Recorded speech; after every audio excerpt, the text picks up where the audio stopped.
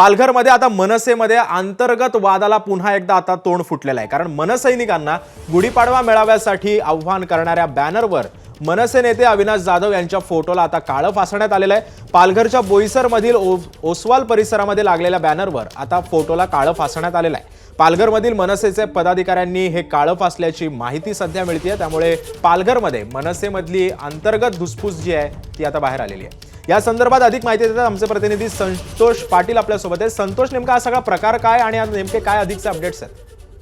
सिद्धेश, आपल्याला माहिती आहे की गेल्या वर्षभरापासून अविनाश जाधव जे पालघर आणि ठाणे जिल्हा प्रमुख होते मनसेचे, त्यांच्या बाबतीत जी नाराजी आहे ती पाहायला मिळत होती आणि आता ही नाराजी आहे ती बॅनरच्या माध्यमातून आता पाहायला मिळते।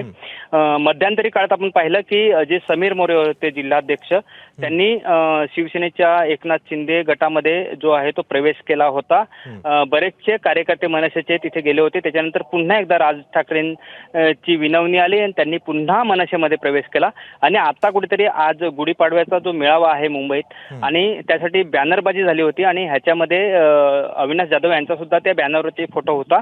मात्र काही मनसैनिकांनी ह्याच बॅनरवरती त्यांचा अविनाश जाधवांचा फोटो आहे त्याला काळं फासल्याचं पाहायला मिळते। एकूणच पाहायला गेलं तर सध्या जे बरेचसे मनसैनिक आहेत पालघरमधील ते मुंबईकडे रवाना होत आहेत।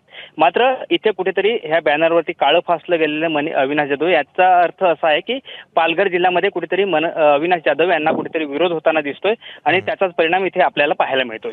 नक्कीच धन्यवाद संतोष, तुम्ही दिलेल्या अधिक माहितीबद्दल।